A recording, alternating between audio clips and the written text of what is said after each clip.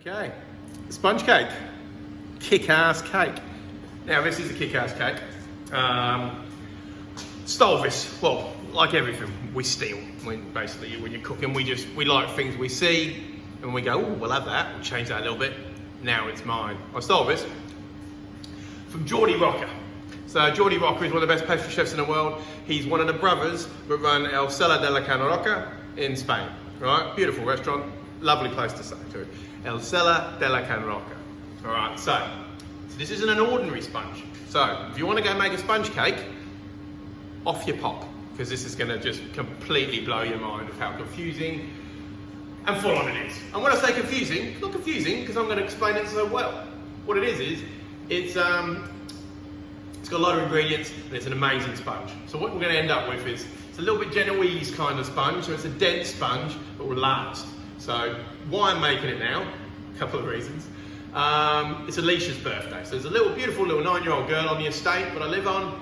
It's her 9th birthday this week, I think Wednesday, so I'll probably put this video up on Wednesday, so it's a birthday treat for her. Happy birthday, Alicia, and thank you for the lovely letter, because she sent me a lovely letter before, thanking me for all the lovely food I do. So this is what you get when you send me nice letters. You get a birthday cake, all right? Probably still charge you for it, but you'll get a cake, nonetheless. Anyway, so it's Alicia's birthday, and I'm gonna make a cake, because the lovely mum Karen wanted me to make one, so I'm gonna do that. So I'm gonna make it a little bit colourful and kiddish. So you forget all the coloured stuff, it's going to be a lovely cake. And the best thing about this cake is, it freezes really well, which is really handy, especially if you're like someone like Laura and I, we don't have kids. So to make a cake is it's just mental behaviour. Because when you make a cake, when you're going to eat a whole cake, no one wants to eat a whole cake. Look at me. Look at me. The world's fittest fat man is what I am at the moment. Anyway, been bloody training my ass off for 6 weeks. Right, I train anyway all the time. 6 weeks I've been putting it in, and all I can do now is comfortably say I'm a fat man that can run fast. Right? That's not. There's no Olympics for that. Should be. KFC Olympics. Fucking there, mate. Chunky chunk McChunk running along. Chunky chunk. Anyway, we've moved off tangent here. So the cake freezes really well, which is great. So I'm going to go through it today, and then at this point, once the cake's made, you can then freeze it, and then defrost it, ice it, do whatever you want with it. It's really good. I'm going to make a rainbow cake, and then on top I'm going to decorate it with like Rocky Road ingredients, because that's what I've got. Because once again, it's lockdown, it's about what you got. So, first things first, before I even start making any cakes, see if I can get this on the bench for you. Here we go. Yeah, that was a good angle move. I'm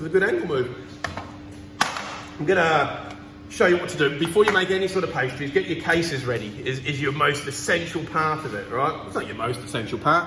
Cake mix is pretty bloody important, isn't it? Cake mix. Anyway, get onto this. So, springform tin. Very good, very handy. All right, so what I like to do is put your springform tin there. You're not wasting too much. Put this on top. Close your springform tin up, and what that's done is, instead of you having to mark it, a little tip for you all. So there we go. So that's already covered the bottom. Like this is a non-stick springform pan. So you're probably thinking, does it even need that paper there, chef? Well, I like it because just in case. I'm a bit of a just in case kind of guy, mate. Just in case. So then I've just cut. Same piece of greaseproof paper, a long bit around the outside. And with this one, I'll just give the inside of that a bit of a spray, some oil, so this stays on it. Now, I'm not imagining this is going to be long enough, because it never usually is. There it is. So there we go. Line that up, and you can see you've just got a little section left. What you got to do is find yourself probably a wee bit longer than it's meant to be, because you want a bit of overlap. Give yourself a bit of spray on the overlap. And tuck that in there. Okay, so that is then completely coated.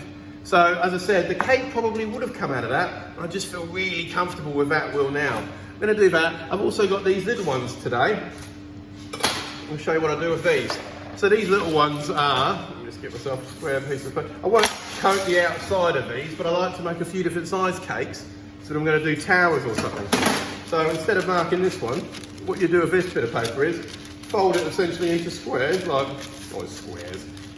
it into halves and halves and halves and halves. until you're left with a nice pointy bit. Put the middle of it in the middle, and then just mark where the outside bit's going to be with your hand, which is going to be here. Grab some scissors. Put a bit of a circular. I'll probably have to go a bit more than that actually. What am I doing? Yep, tiny bit more. Give it a little bit of a spray. And then unfold your circular. And that will fit in the bottom of there.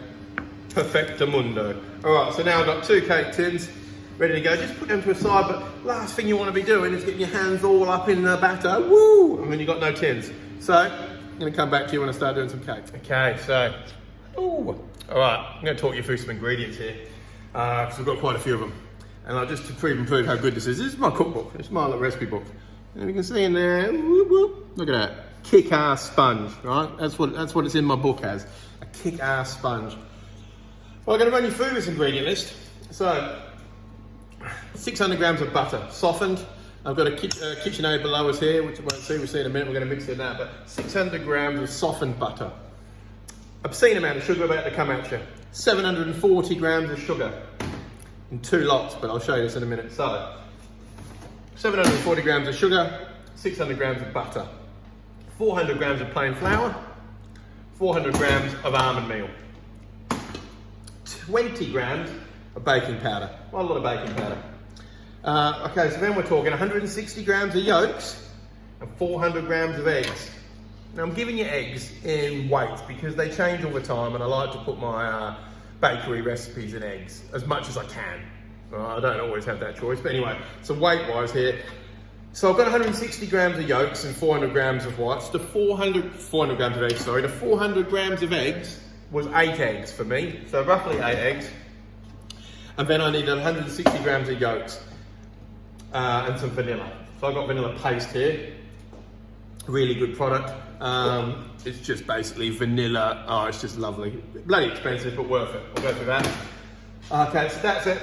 The other, keep the whites from this, because then, so that's the base cake bit. And then what we're going to do is fold through like a meringue mixture, which makes it extra fluffy and nice, which is 400 grams of whites and 300 grams of sugar.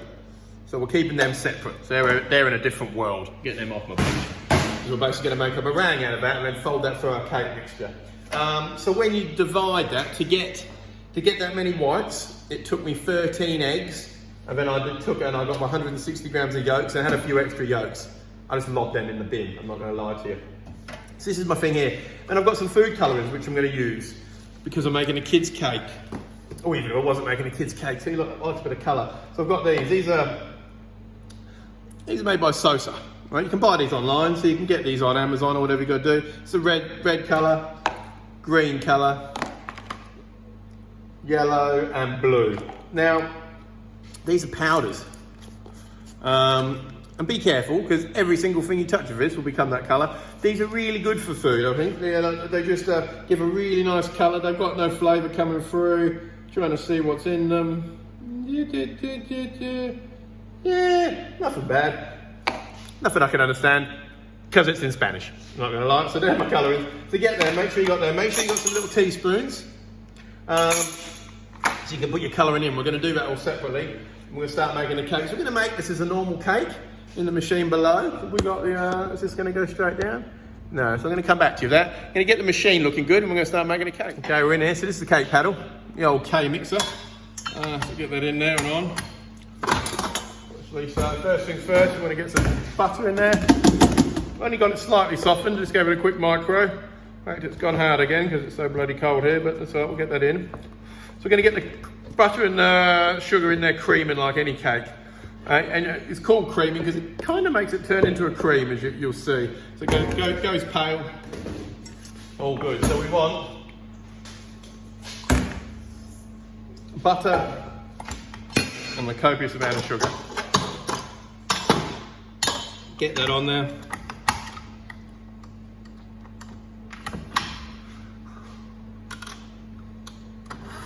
There we go. So we're going to start creaming that together. That's all good. And then, like lots of cakes, Once that's creamed, I'll get some eggs mixing in there. Then I'll start going all the dry ingredients and a bit of vanilla. I'm going to chuck a bit of vanilla in there now because it's going to do it no harm at all. As you can see my vanilla paste here, make sure you just give it a good stir because all the black seeds and stuff in the bottom. If you're at home and you've just got vanilla essence, you can use that. There's definitely different levels of vanilla essence, so just go a bit of vanilla in there. Get the good ones because you don't have to use much. Get the good ones. There is different ones you can get. All right, so there we go. That's some sugar, vanilla. All right, so it starts clinging to there. All right, clingity cling. All right, I'm going to do this in fast motion for you, but I'm going to mix this, add the eggs, add all my flours, the thing, and make a cake dough, and I'll come back to you with that. Okay, so back in the game. So we've added everything in there. So we creamed the stuff, and you can see I creamed that so it's wider than you're probably thinking. Keep going a little bit longer. And then once it's done, I add my eggs in there, so I add a bit of moisture. Then my almond meal, then my flour. And essentially that's kind of a real dense sort of bread, the cake dough at the moment. Cake batter. So there we go. So I'm going to take this out of this container and I'll wash this container here because I'm going to then use this for egg whites. So get that into a bowl. Now, like with every time you're doing anything with egg whites, make sure everything's clean. Bowl's cleaned out. If you do have a bit of trouble, you can clean your bowl out with a bit of vinegar. It just sort of kills everything that's going to make your egg whites not rise. But this one's not so important because we're just making doing a rough sort of meringue. So we've got our mixture here. It's there, got everything in there from the get-go, and it is lovely now. In fact, I've just had to stop Lauren from eating essentially all of it as she walked past. Right, so I'm going to whip this up. So like with any meringue, turn that off so you can actually hear me. You get it whipping, and once you can see it's gone from being opaque to sort of white, you can't see through, you can start adding your sugar in bit by bit. Some people get really carried away and add it like, a small teaspoon at a time. Well, I've got no patience for that sort of shit. So anyway, sorry about my language, anyone that's watching with kids. I'm going to start doing this, once I've got a full meringue in here, I'll bring it back so I'll fold it in, but I'll make a meringue for you in time lapse because boring.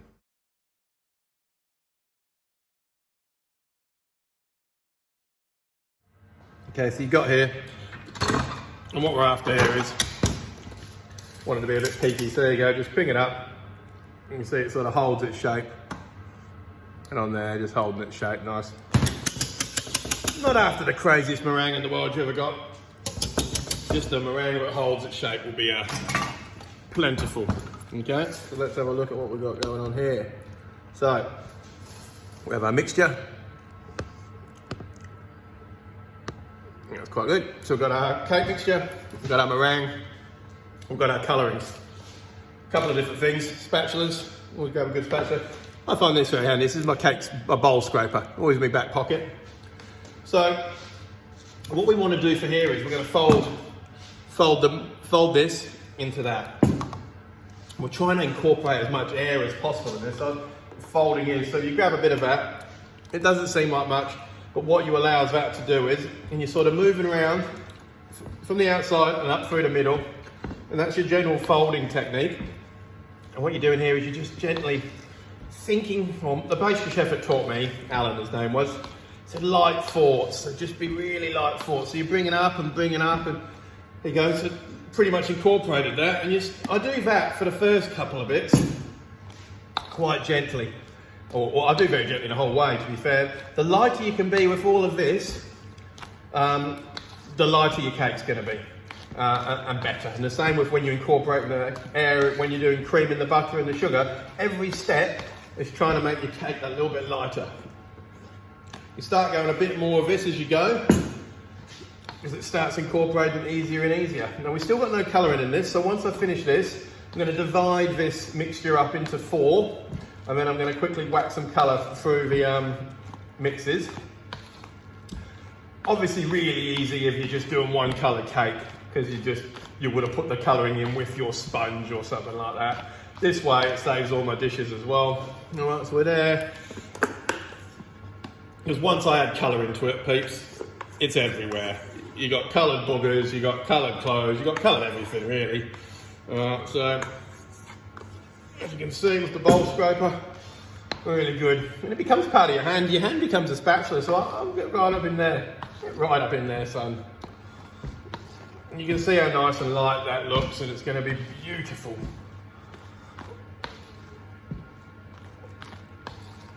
So, as always, I'm making an unholy amount, right? So I'm going to be making a cake for Alicia. While I'm there, I thought I'd make a cake for us, and I thought I'd make another little cake for some other peeps on the estate, because you know what? It's things like this that just make you feel a bit better in the day, don't they? So, cramp in my hand is what I got. So there we go, that mixture's looking pretty good. I don't want to mix it too much more because I've still got to get colouring in it. So, basically just want to divide this up over 4 bowls. So I'm going to divide this over 4 bowls. Okay, so we've got all our sponges out, got our food colouring, so now what you want to do is, carefully, each one gets a teaspoon of colouring in. Make sure not to mix your spoons. Right, so this one looks orange, but it's going to come out yellow. A bit of blue.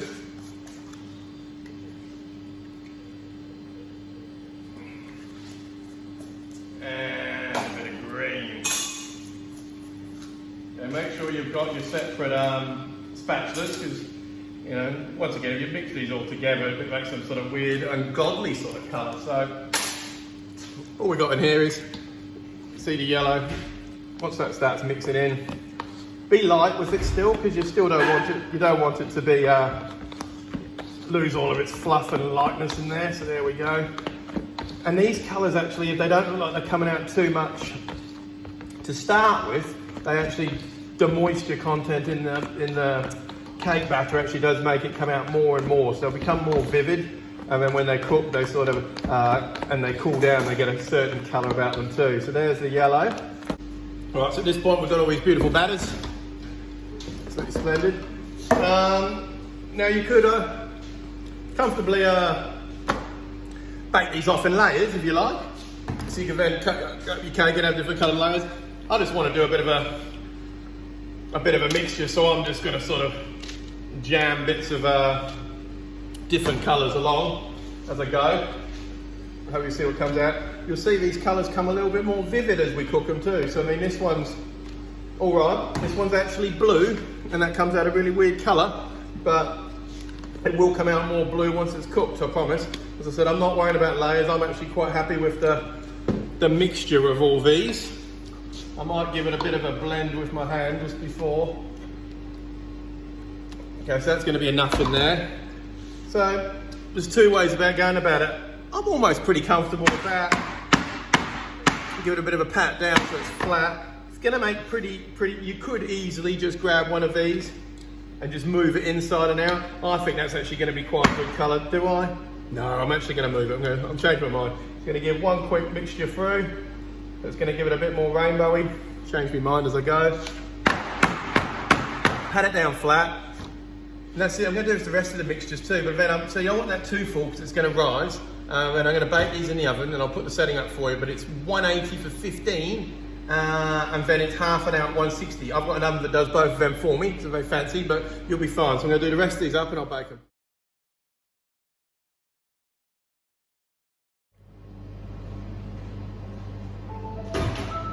Okay, so cakes are now ready. Take them out of the oven. So the quite large cakes. The small one was ready in the right amount of time. These large ones have only just come out now, and I've done the skewer test. So the skewers come in nice and clean. They actually took an extra 15 minutes. So these ones took best part of an hour to cook, but they're large cakes. So what I'll do is I'll leave them on the rack in the case for about 5 minutes just to settle down and sort of to relax a little bit. And then once they've done that, I'll actually tip them upside down. This one's already been out for a little bit, so I'll do that now. So that should come out nice and easy, which it does. And I put it upside down, and the weight of it should flatten out a bit. I've got a bit of paper on top still. That can come off too. So that's to cool down properly. So that's kind of what that looks like, all the different colours. Anyway, so give these about 5 minutes or so, these big ones over here. I'll take them out too. And we're just gonna let them rest and wrap them, and I'll come back tomorrow and start decorating with them. Brilliant. Hello, hello. Okay, cool, we're back, day 2. Cake's looking good. So these are cakes, I just wrapped them. I left them out in the fridge overnight. You can see that was the top, so they slightly flattened a bit because that was sort of as a dome. You let them sit that way, and they're fairly well set. So I've got 2 amazingly large big cakes. I'm only going to use 1 for each cake, and this little cake even came out good. I'm probably not going to do a tiered cake because they're just so dense and so lovely. So today I'm going to make a buttercream in this pot here. I'm going to do a shiny ganache for it. So I'll cut these in half, just do 1 layer, and then I'm going to put buttercream in the middle, vanilla buttercream, and I put the lid back on, and I pour over a shiny ganache, that's sort of going to self-set all over them, and tomorrow we'll decorate again, so it's a 3-day sort of maneuver. Okay, buttercream. In here I have icing sugar, so we've got 280 grams of icing sugar, 140 grams of butter, some vanilla, and 2 tablespoons of milk. I've doubled that actually, that's what's in there. And I'm going to chuck that in the old mixer with the K mixer to cream it and keep going there until that's become a beautiful vanilla buttercream. That's one job. I won't bore you with that, but then that'll go down. I'll put that in a piping bag. I'm making a shiny ganache. Now, shiny ganache is just delicious. It's really good, but it's a little bit, I wouldn't say full on. I've got stuff going on the stove. So, over the stove over here, let's get some height in it so you can actually see me. So, what we have going on already, I've melted, just been for a run, in case you're wondering why I've got tights on, in case you saw my tights, I've just been for a run. Look at that. Hello. Anyway, in here, I have chocolate and I have olive oil melting. You can use cream instead of olive oil. You can use some other shitty oil instead of olive oil if you don't want to, but I like good olive oil. So in there, what have I got for my shiny ganache? Let's go to my book of love and see what we've got. Ganache, shiny ganache. So in here, I have 150 grams of chocolate. It's meant to have cocoa powder. I've got no cocoa powder, so I've never done it without cocoa powder before. We'll give it a go, it should be fine. But usually 150 grams of chocolate, 30 grams of cocoa, and 65 ml of either cream or oil. Something with sort of a high fat content. So that's melted, and that's looking all right. Beyond that, get a little pot, and in that pot I want to put 125 ml of water, 225 grams of sugar, and then heat it till it's 104 degrees. So I'm going to chuck that back on the heat now. So that's just in this little pot of love, going on the old heat-a-gauze. Okay, so that's getting heated. And then in a thing of water, it's just here, I've got 4 gelatin leaves, which I'm ballooning out. So just soaking the gelatin leaves in water. So this is going to make it not vegan, right? So if you're, not the whole cake's vegan anyway, but some vegetarians get really funny, well not really funny, gelatin's made of pork fat, so it's not really funny, it's just what they are. I'll get that up a bit higher still. So if you don't want to use gelatin, you don't want to use any animal products at all, you can use agars and stuff like that. I don't know the exact amounts, can't be asked working out for you either, so don't use this if you don't want to use gelatin. Cool. So then, 104 degrees. Once that's 104 degrees, I'm going to whisk that into my chocolate. So when I've got this beautiful chocolatey, sugar syrupy love, then I'm going to whisk in my gelatin. And then all together, I'm going to start letting that cool down. And I don't want to have the gelatin until it's 60 degrees. So I've got to let that chocolate and sugar get down. So it's all temperatures. So anyway, 104 degrees for the water and sugar. Then add the gelatin to your chocolate mix when it gets to 60 degrees. Oh, well, it all seems a bit complicated. If you get really stuck and you want to do this part and I haven't explained it properly, flick me a message and I'll talk you through it. Because it can't be asked. I'm knackered. It's not just because of that. Just send me a message. Anyway, no worries. So I'm going to get back to making that ganache, making that buttercream, and I'll come back and I'll show you me cutting some cakes and stuff. Okay, so back in the game here. Buttercream. Buttercream made, looking lovely. I just should start putting that in this while I'm talking to you. Buttercream made, and the ganache is made too. So there's the ganache. Because that's got gelatin in it, that's going to start setting, which is great. and you want that too. So once it gets a little bit closer, actually once I probably put this buttercream in here, start cutting the cakes in half. I'm going to put that the ganache in the fridge in a bowl and let it start to set. Keep a whisk in it, start to set it, and then once it's nearly set, that's when we pour it over the cakes just at the last minute, so that it sort of sets around the cake as you go. So then you get this perfect glaze. All right, there we go. So I'm just using my pipe and bag filler upper machine, fancy Duvalaki, but you can just get either your children, which is one of the only uses I can find for a child, is hold open a piping bag.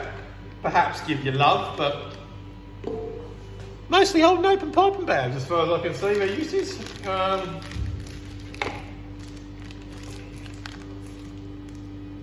And there she goes. So vanilla buttercream in a bag. That's good. All right, move that to one side. Get down a little bit lower so you can see a bit of cake action too. All right. There's me. Cut open one of these cakes. So, which one's the nicest cake? This is the nicest cake for Alicia, I think, is it? You've got the most flat bottom, yeah.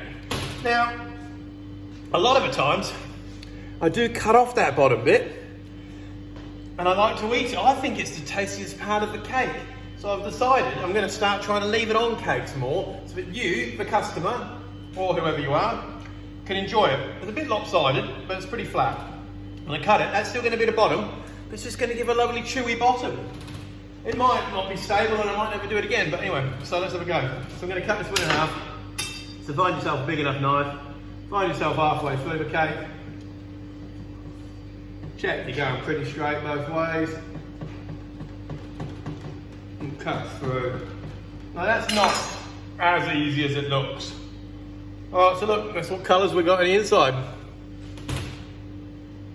The multicoloured rainbow cake. So it's quite full on that, isn't it? That's good. So that's super colourful. Let's do ours. Now, a little secret we do in the industry, little chefy trick is, we often put syrup in cakes, and it allows it to. Oh, look at that! It's pretty cool, isn't it? Woo! Yeah, very cool.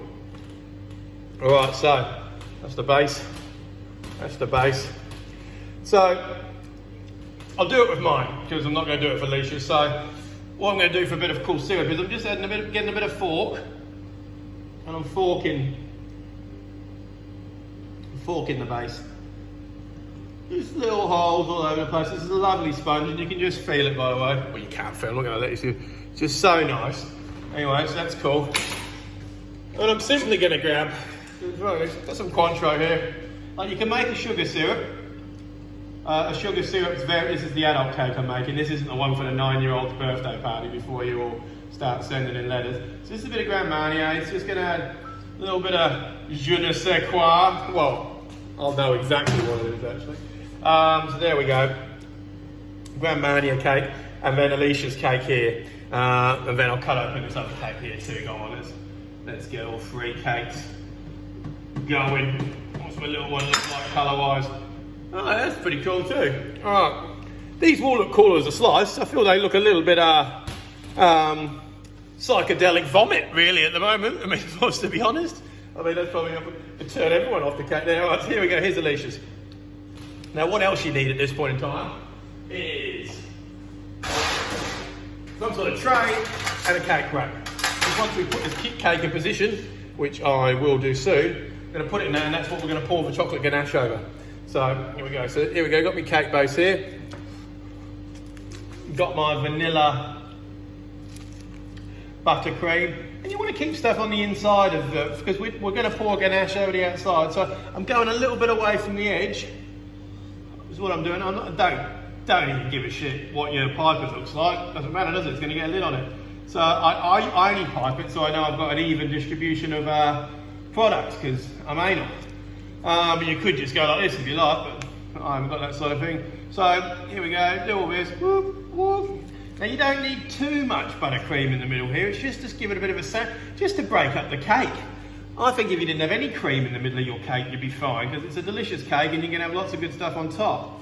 Just depends what you want to serve with it. All right, of course, here we go. Here's the lid. Lid goes on. Give yourself a little bit of a sandwichy.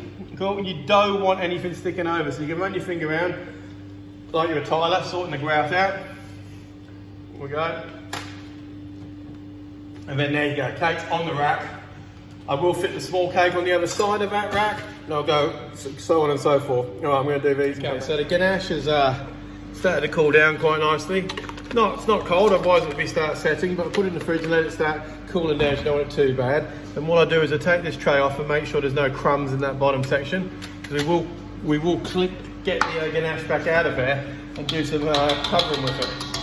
So in an ideal world, this ganache is the perfect temperature to self-level. So we'll start pouring it on and we'll have a look where we're at.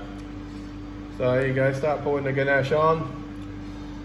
And it should start sort of self-leveling in. You can give a little bit of help down the sides, especially if you just want to make sure all the sides are getting the right coverage. I'll give a bit of a pour down the old sidekins. Let's have a look around your cake. I mean, yeah, that's pretty much covered it. I'm going to give another quick bash, because this is the birthday girl's one, so just want to be careful. Quick cornerage, beautiful. Now, what I'll do there is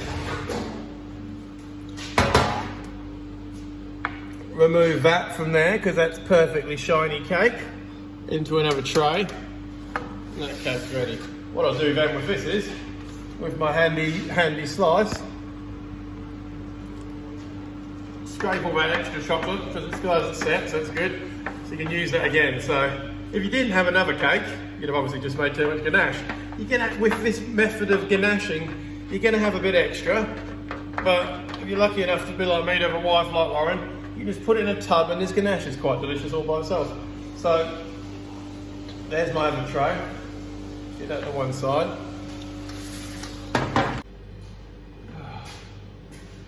Okay, good morning. Day 3, cake making. Okay, so it's Alicia's birthday today. Happy birthday, Alicia. Woo woo. A little surprise for you later. You probably have already had it by the time you watch this video, so hope you enjoyed your surprise. Magic. Alright, cool. What I'm actually doing is, so I'm making a couple of cakes today, as you know, because I always make extra. So I'm giving a cake to Alicia for her family, and I think having a Zoom online class sort of birthday party, which is very cool. Don't know much about that, but sounds amazing. So in the other cake I'm going to decorate, I'm going to split up. There's still some people working in the hall here. I'm not one of them, I'm furloughed. I'm just kicking back doing nothing, making cakes. So everyone's in the hall still. I'm going to get Lauren to drop them all off a piece of cake. There's a few other people today picking up some stuff, so I'm going to give them some cake. I'm not going to see anyone, obviously social distancing, all that. And then they'll have to make a little video wishing Alicia a happy birthday. Right, so if any of you out there want to make a video, wish Alicia a happy birthday, send it in, or send it to me. She'd love that. So any of you out there bored, you and your family, happy birthday Alicia, happy 9th birthday Alicia, whatever you like. Anyway, get on today. So decorating. You need coffee. I mean, God, it's 10 to 8 in the morning.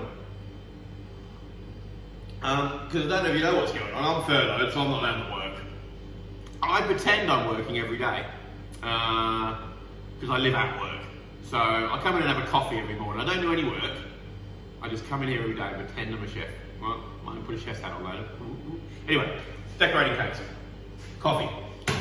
Alright, so my cakes have come up very nice, and I will take this off the rack in a minute, but that is a super shiny cake, and that should come off the rack nice and easy. We'll get on to that.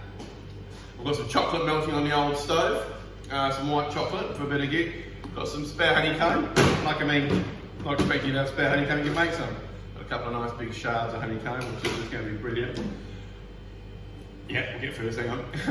Popping candy, chocolate popping candy, the freeze-dried raspberries, and I got one tub of Rocky Road I've been saving. I made this Rocky Road last week and was giving it out to people. I'm going to use this as a bit of a garnish point on top. So I've got Rocky Road, I've got honeycomb, popping candy, freeze-dried raspberries, and some white chocolate. I'm going to decorate that. If you are decorating things with light honeycomb, and I highly recommend doing so because it looks amazing, it's rustic, it's wicked angles, everything about it's cool. It does start breaking down. So the next day it'll be a bit gooey. Still might have the big chunks, still might be a bit of chunk. We want to kind of do it on the day. So that's what we're doing. All right, can we move this down a wee bit? That bench height. Yes, there, all right, cool. So put that out onto your bench. Now I've got this hot water and a palette knife here. If this cake was made well, you should just need to just run this hot palette knife around the edges, just to make sure none of that ganache is sticking to the Then you've got yourself a cake plate here. I'm going to garnish mine straight on a cake plate. Lift up a little bit, make sure you've got the weight on both, and cross onto a plate. Lift up. The last thing to come out is your palette knife, even though chocolate will come out with it. So,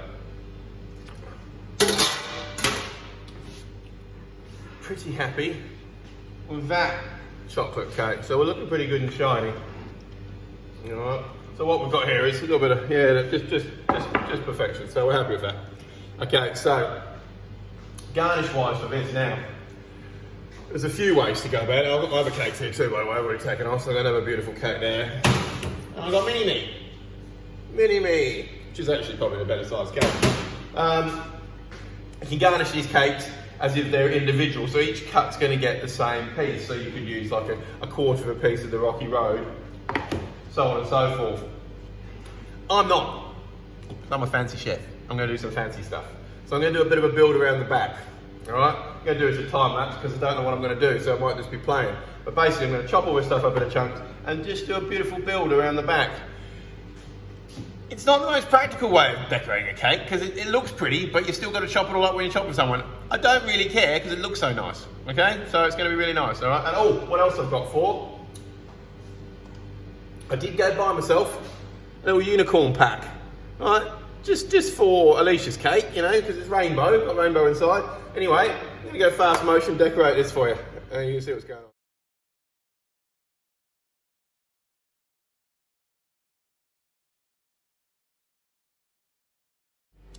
Okay, we're kind of nearly there now, or we are there now. This is Alicia's cake. So it's nice and shiny one side, and then we've got this beautiful build on the other side. Unicorns, probably wouldn't use the unicorn so much normally, but that's fine. So honeycomb, I've just sort of filled in the gaps with white chocolate. It sort of holds it together. And then once again, that's super chefy, leaving half the cake. Someone's like, why haven't you decorated the other half of the cake? It's not there for practicality, it's there to be pretty. So some candles can go over that side. This one's probably the more practical. So let's move that aside. There you go, more practical. This is the one I've cut up, which I'm going to use for staff today. So each portion has got honeycomb and Rocky Road on. There's a nice bit of freeze-dried raspberries in the middle. That's good. And this is just a little mini version. I'll let the white chocolate sort of drape over the side, so the plates become a bit of the garnish on that one. And that's going to be, I'm going to give this to the stables today. So we've got stables, people still working there, non-furloughed staff will be getting that. So they're the cakes. I'm going to cut one of these open for you, just so we can see what's happening. But let me get that set up. Okay, so I guess the most important part of a cake is how it tastes, is number one. Too many, like I'm in the business of weddings a lot of the time. Too many wedding cakes are shit. Oh, excuse my language. They're not great.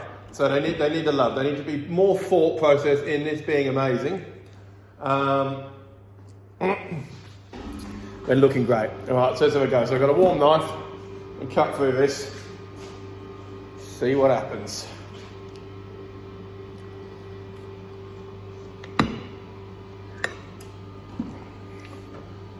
Obviously, if this doesn't work out well, I won't be using this footage. So you'll never get to know. I'll just keep making cakes until I get a good cake. And this is obviously the first time I get to see it too, because you don't get to see a cake as you're doing it. Look at that. It's pretty cool, isn't it? That side. So pretty happy with that slice of cake. Look at that multicoloured love. Multicoloured love, bit of Rocky Road, bit of thing on top. Do you know what? Absolutely made up with that cake. Get in my mouth. Anyway, there you go, rainbow cake. Enjoy, Alicia. Happy birthday.